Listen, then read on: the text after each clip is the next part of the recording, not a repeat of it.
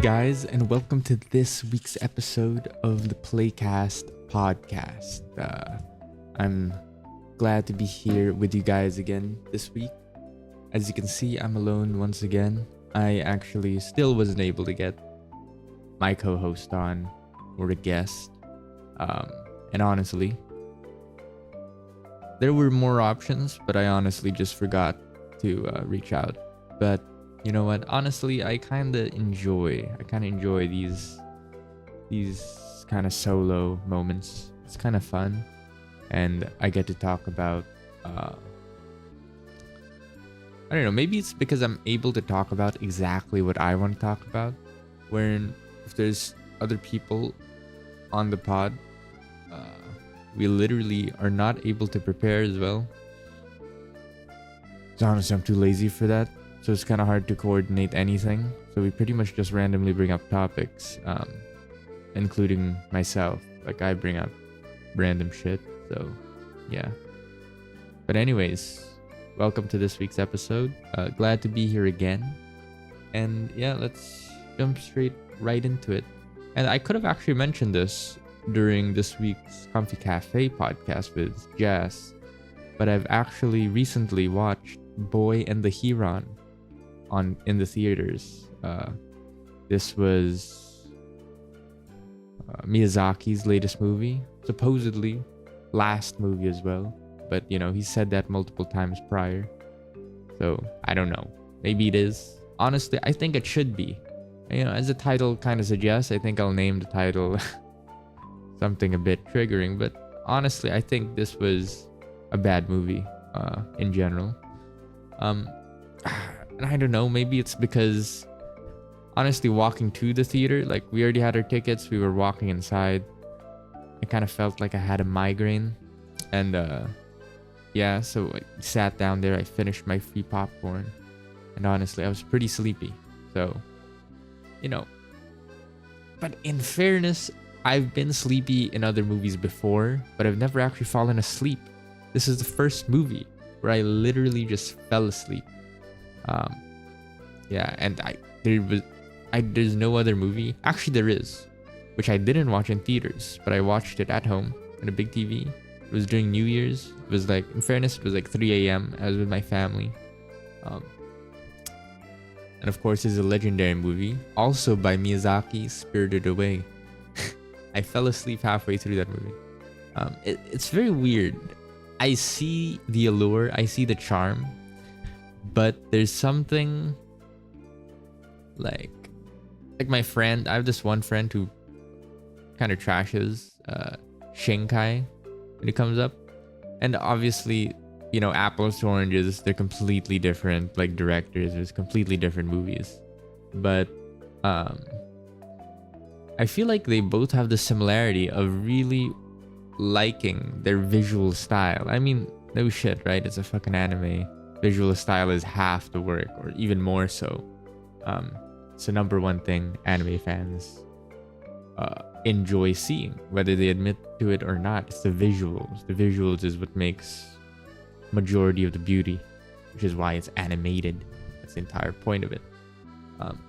So yeah, I feel like, for example, Miyazaki really likes the sort of wind blowing effect, which is very timely because you can probably hear the wind from my fan on the mic right now, so I apologize if it's too bad. But he really likes that sort of making just everything on the screen flow with the wind, which is cool. It's nice.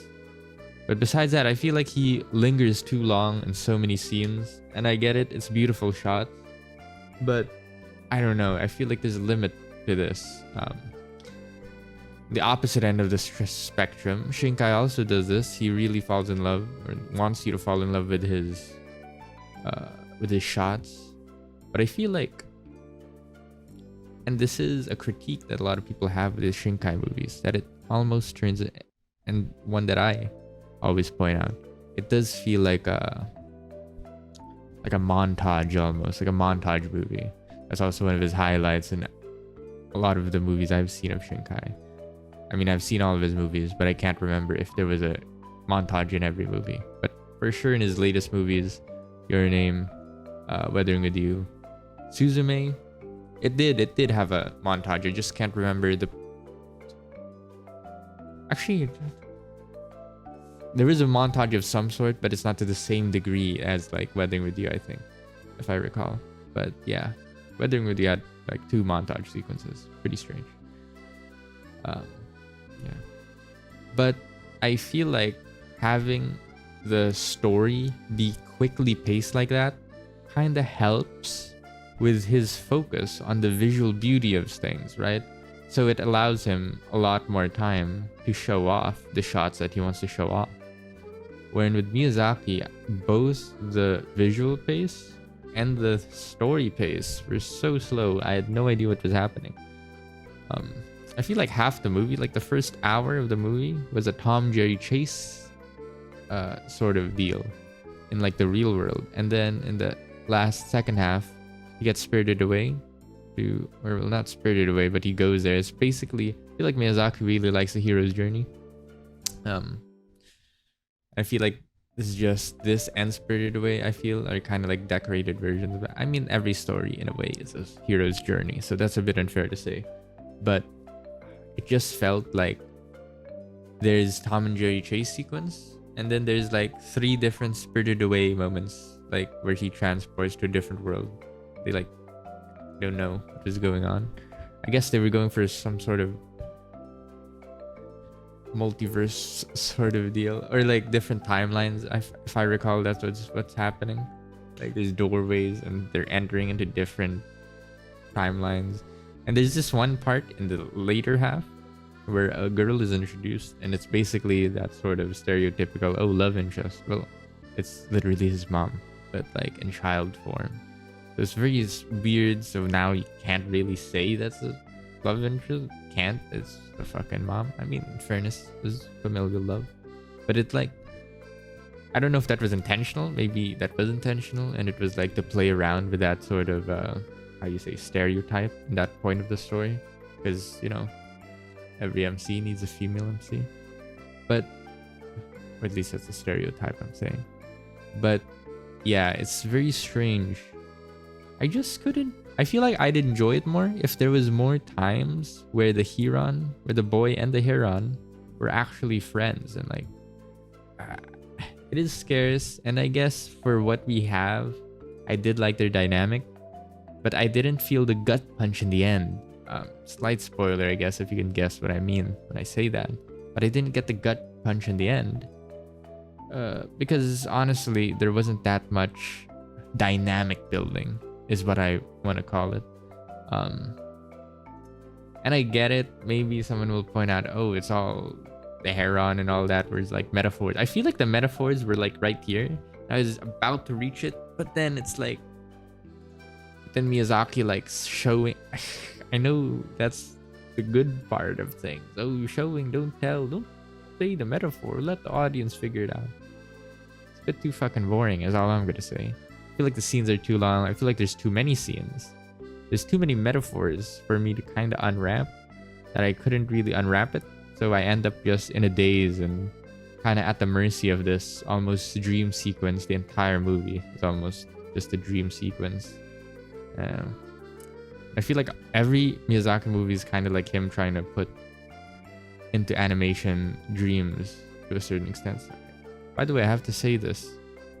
I say this is the worst Miyazaki movie I've ever seen. It's literally the second one I've seen. The only other Miyazaki movie I've watched in full is The Wind Rises, and I thought that was a beautiful movie. You could say that they're equally boring, but I didn't find Wind Rises boring. Why? Because the entire point and the entire storyline of that movie, I felt, was very grounded in reality. You know, obviously there's metaphors in literal dream sequences now. Literal dream sequences. But the characters were real people, and they were all interacting and dealing with real issues. And I get that there's some metaphorical issues to kind of like show the real issues of the boy and the Heron. But like, it's a lot of shit to unpack. And I feel like half the movie, we're not dealing with it. It's like metaphor, and I don't know what's happening. Okay, the trauma, I guess, of, yeah, accepting your stepmom, I guess. I don't even know, honestly. In fairness, I felt like I fell asleep in pivotal moments, and I was awake for like the most boring part of the movies, where he's kind of just moving around, hunting the Heron, and then he gets spirited away. He moves around, he fights the Heron. Slight spoiler. Then he gets spirited away again, and then he's moving. Then he's introduced to all these sort of concepts and characters and places, set pieces, and it's all beautiful. But it's like, you know, these are pretty long set pieces. It's like, okay, that looks cool. I found myself kind of happy when I checked my phone and I saw, oh, an hour has passed. Thank God, there's only 1 hour left. Okay, maybe that's a bit harsh, but it's like, you know, I felt this was the first time in any movie I've ever seen in a cinema where I thought to myself afterwards, I don't know if that was worth it. The last movie I watched besides Boy and the Heron was actually Wonka. And it was really just something my family wanted to watch. And I tagged along. And I didn't expect I'd like Wonka at all. I had zero hopes. I had negative hopes, actually. Because I thought it was going to be a waste of my time. But it actually turned out, dare I say, magical. It was a pretty entertaining movie. I didn't know it was a musical, actually. But it was a good movie. I really like Timothée Chalamet. Yeah, that's his name. So yeah, it was a treat watching him act. I feel like there's nothing in this movie that allowed anything else to shine besides the visuals, but not in any unique sense. I feel like I've seen this all before. And when the movie started, I was in high hopes in the first scene, or one of the first scenes, because there's this one segment where actually the movie just starts and I'm like, oh, it's hand-drawn anime. Wow, what a relic of the past. What a classic look. And you know, I've watched plenty of old movies. I'm used to watching old movies. This is the first time I'm watching an old style movie in the big screen. And something about it made me feel like I honestly wish I was kind of just home watching this on my TV or in my computer. I don't know if I think my cinema was also shit. They were only using the front speakers, like the speakers directly around the screen.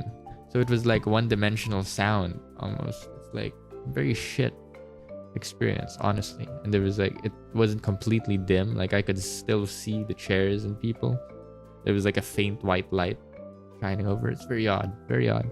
So in fairness, also shit physical experience. Yeah, popcorn was great though. It was, yeah, there was this one scene at the start where it involves fire and the boy running. You'll know if you know, but it was a very cool scene, and I'm like, ooh, this is a sign of good things to come, because I found that like a really beautiful scene. And if this was setting up the type of shit I'd be seeing later, then hallelujah. But I never really got another scene as creative as that, honestly. I felt like everything else was like, I felt like my sister brought this up because she watched the other Miyazaki movies, all other Miyazaki movies, and she said there's a lot of references to the other ones. I haven't watched the other ones, so I don't really give a fuck about that. But I felt like he just had all these ideas and mashed it in there, and like metaphor, World War II metaphor. I can tell he likes those. I was like, hey, by the way, I love World War II, which is also why I really love The Wind Rises. But I honestly couldn't even understand at the end what was the point of his dad being a fucking factory manager, making airplane cockpit windows. I don't know. I don't know where World War II fit into this. I know the kakus, you know, those fucking birds. I know they were like, oh, Imperial Japan Army. Oh, virtuous yet wrong commander bird. I get it. I kind of get it. Is that what I mean to say? Actually, I don't completely get it, because I feel like I'm unable to see the full picture of what Miyazaki wanted here, because the picture is so gigantic. I don't know. It's just so weird. It kind of tested my patience with what I kind of want from a cinematic experience, because I feel like this movie simply did not make use of the cinematic experience for me. I don't think, other than that fire shot, I don't think, okay, his set pieces were beautiful. I don't think the shots got any more fantastic than that shot, if I'm not wrong. Like, even the fact that the screen is big, I didn't really feel that at all. Like, I could have been watching this on my phone, I feel, and it would have been the same. Wherein if I was watching a Shinkai movie, I know it has its flaws, and like storytelling, haha. Like, my eyes at least are like fucking wet. Like, literally. Like, I ain't falling asleep watching a Shinkai movie. Like, at the very least, even if I couldn't see, okay, maybe I had to see, right? But even if I couldn't hear anything, the visuals themselves would keep me awake. But this movie had everything and gained nothing from me. So it's very weird. I'd like to watch it again. I wouldn't want to watch it in the cinema again. I don't want to pay money for that, honestly. Yeah, so, you know, I'll watch it again at some point when it's available through certain means.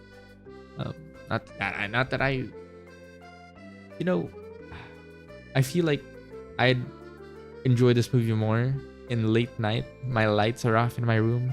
It's playing on my laptop. I'm watching it here with my little blankie and fucking water, which I don't have, by the way. I forgot to refill my jug. So, yeah, feel like that'll, you know, maybe at some point I'll return to it and then I'll mention it here again to give you guys maybe a redemption review if I change my mind. Because this got 90% average on Rotten Tomatoes. Like, the viewer score is 88%. I was like, and the critic score, of course, is like 90. It's like higher even.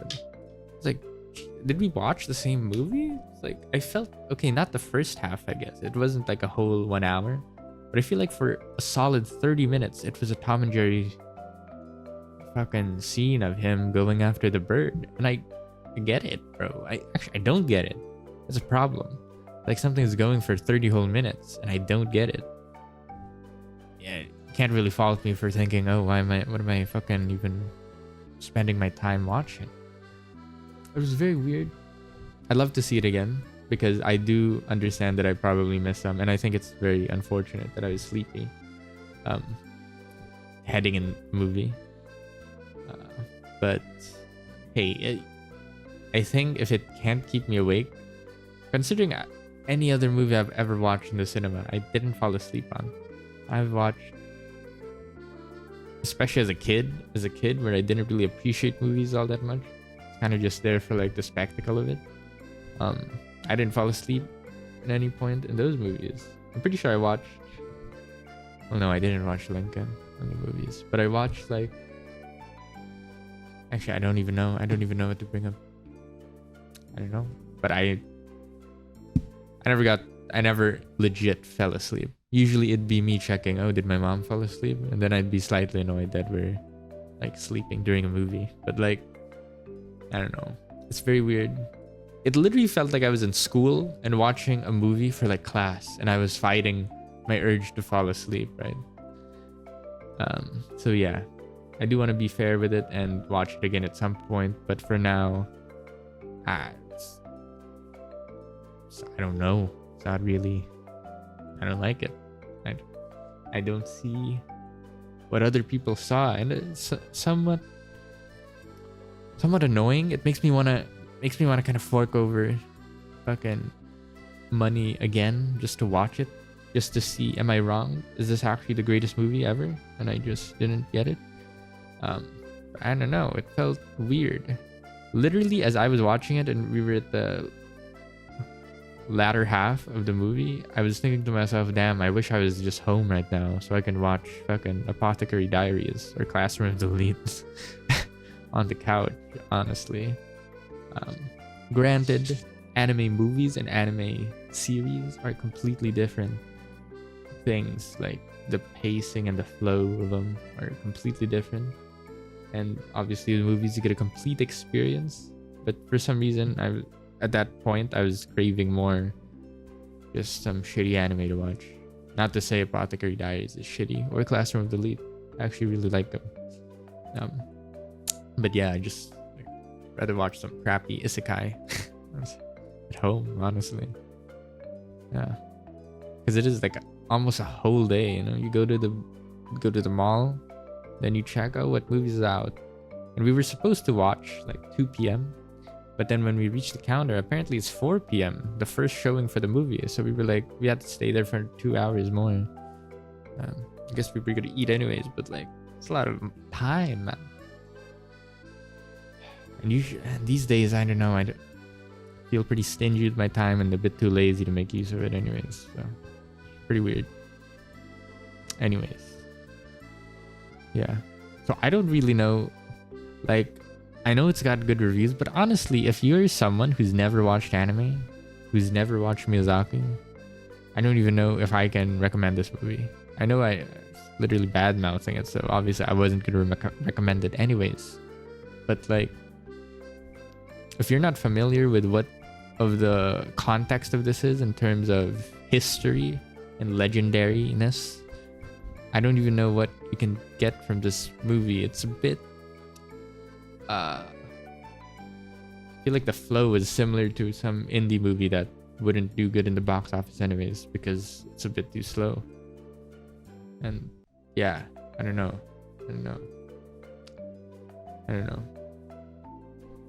A lot of people would disagree with me on that, probably like, oh, this is a great movie. But like, I present you this, would you recommend this to like a completely new person? In fairness, it's not like a meter for success, right? But all I'm saying is beauty, I think, in some ways is universal. So if I show some 2-year-old child Suzume, they're gonna think it's a pretty good ride, at least because of the visuals. And you may say, oh, this is cheap, it's cheap entertainment. I don't know if it's cheap, if it's expensive, but hey, it's worth the ticket I paid for, you know. So yeah. When here, I don't know if it was worth the ticket, the time, you know, that I had to give for this movie. So it is what it is. It's a good I like the experience, just so at least, hey, I don't like it, I can talk about it. I can talk about it with you guys, with my friends. I got something out of it, I guess. But in terms of the movie itself, it was honestly pretty disappointed, even though, in fairness, I was coming in with not really high hopes because I wasn't familiar with Miyazaki besides A Wind Rises, which I thought was beautiful. But yeah, very strange. I'd love to watch it again at some point. I'll tell you guys when I do. Maybe my opinion will change. But yeah, that's it.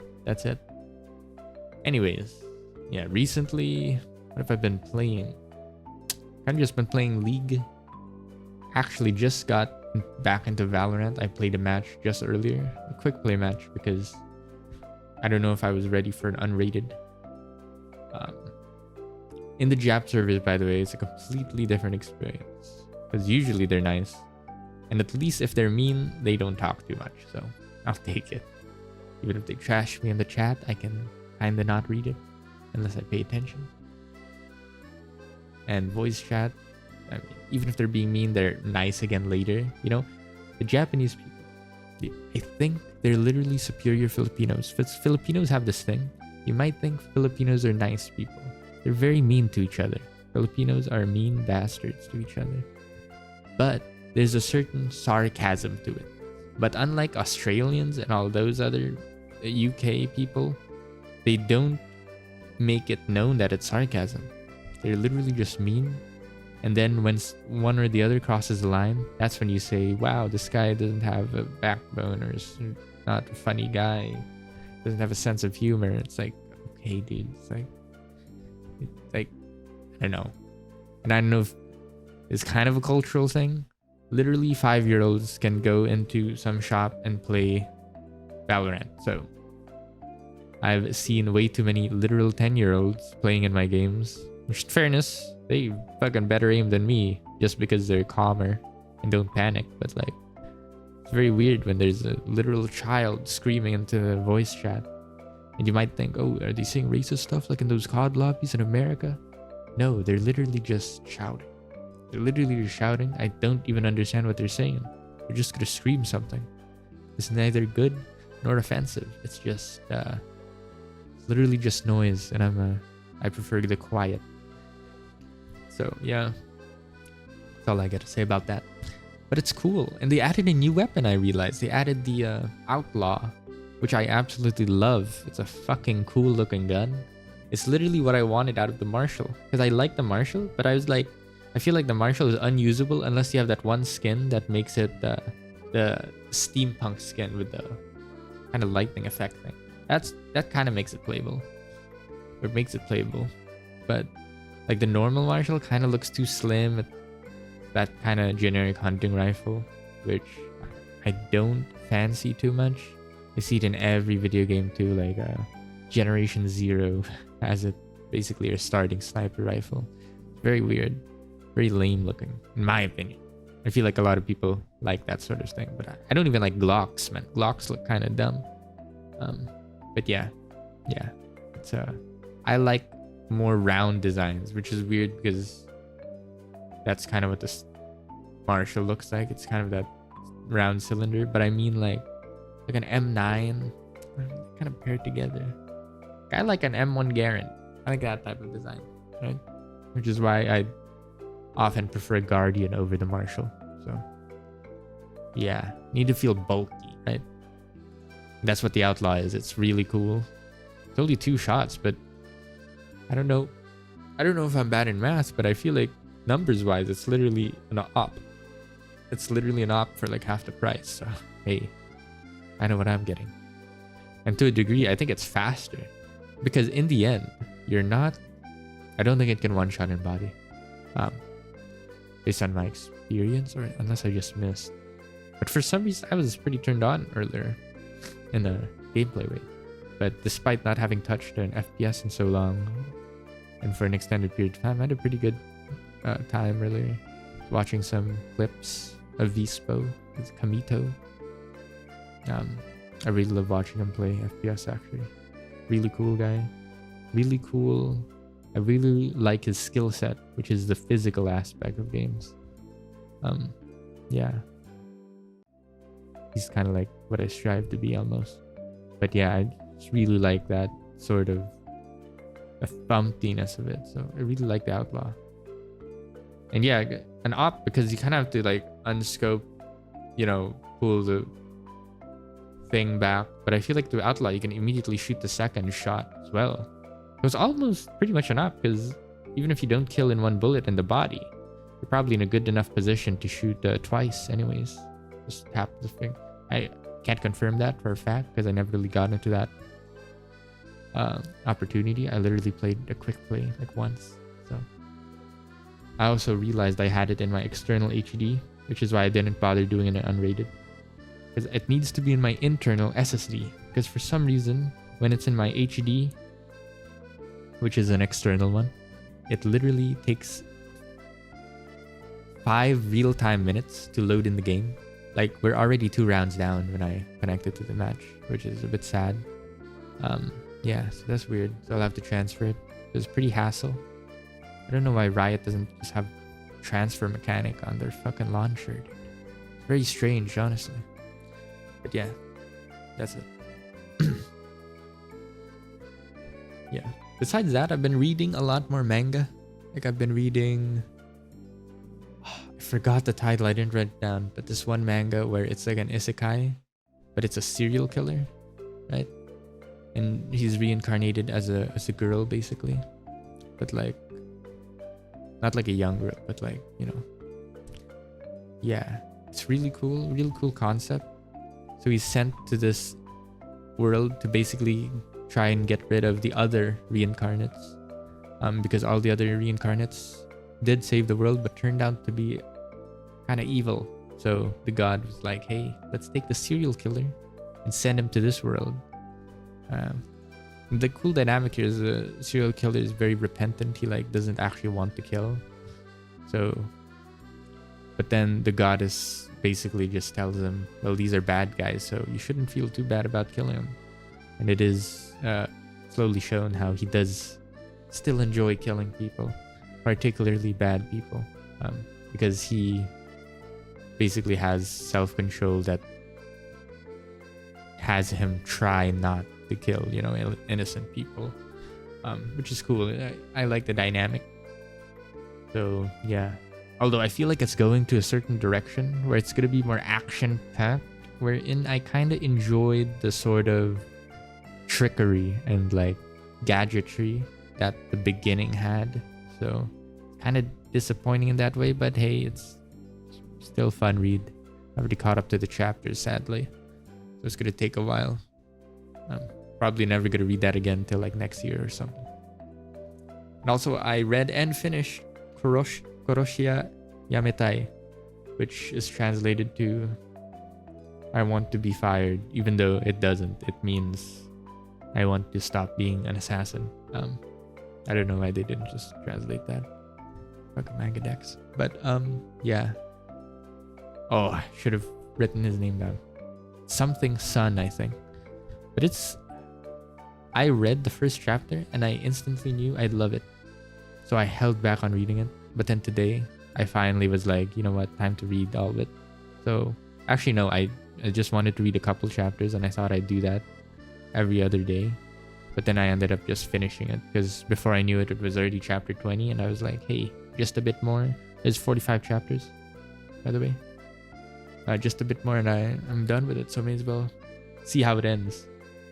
It kind of gives me the feeling it's like a mix between Spy X Family in terms of tone, but it gave me the feeling, especially at the start of Edgerunners, in a way that I feel this whole scenario was like playing Jenga and there was an inevitability that I didn't want to happen.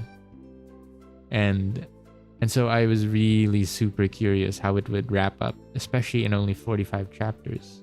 I haven't read too many mangas which actually complete, especially within 50 chapters like this. So I was genuinely curious, and not gonna lie, by chapter 35 I was thinking to myself, I feel like we kind of rushed some things. I feel like it could have been longer. But instead we kind of introduced certain things which I felt sped things up, right? Made it a bit convenient, some would say, but it was still a fun ride. I still fell in love with the characters, and I don't want to spoil anything, but I enjoyed it. This is one of the mangas. This is the type of manga where the ending would have made or break it. It would have made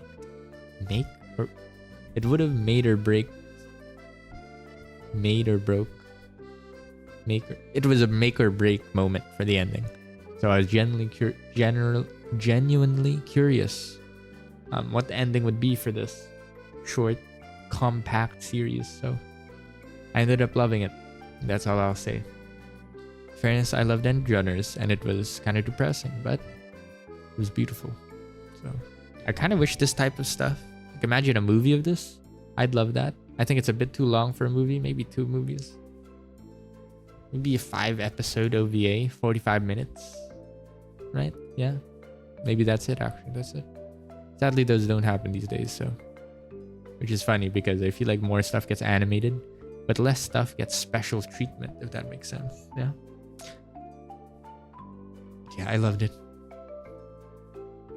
I feel like I didn't explain what it was about. It's about like, well, the hook is basically this girl's an assassin. That's the first thing you see. And then the next thing you see is that she's a homosexual, right? Lesbian. And I do love my Yuri stories. So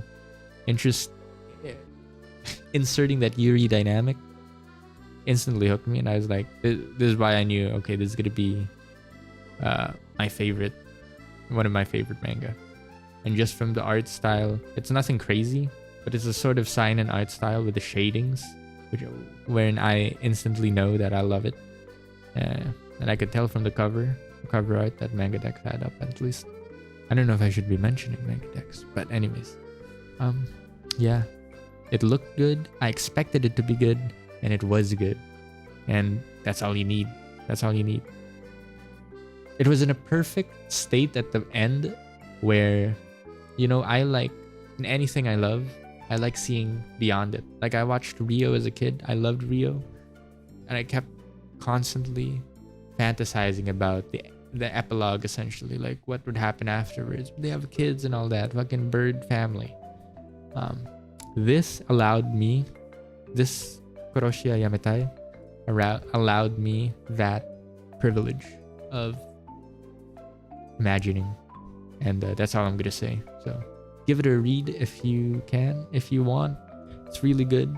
Check out the description of it in Mangadex. I'm very bad at describing stuff and giving summaries, so yeah, do that.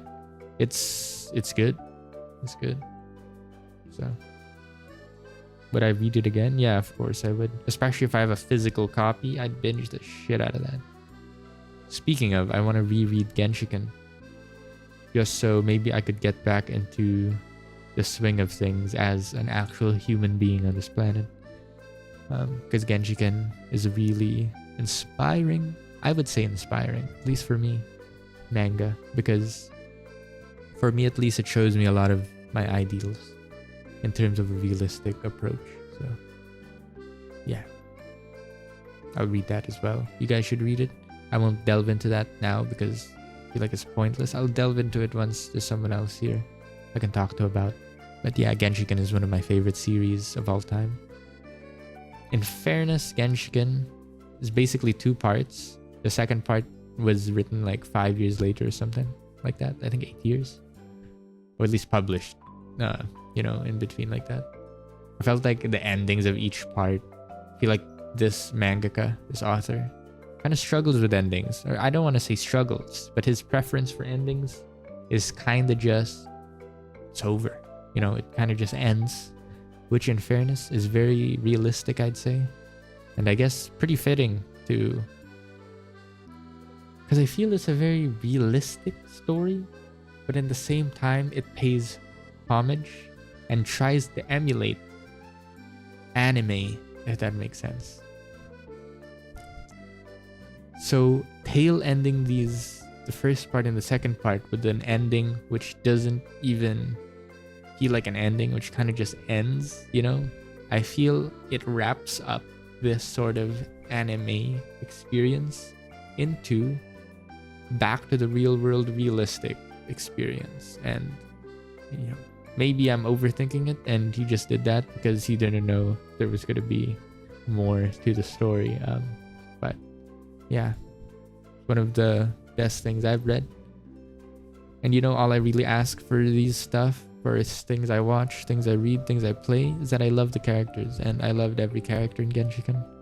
I loved every character in Apothecary Diaries, all the characters in Koroshia Yamatai, and I loved none of the characters in Boy and the Heron. So yeah, that's it for this week's episode.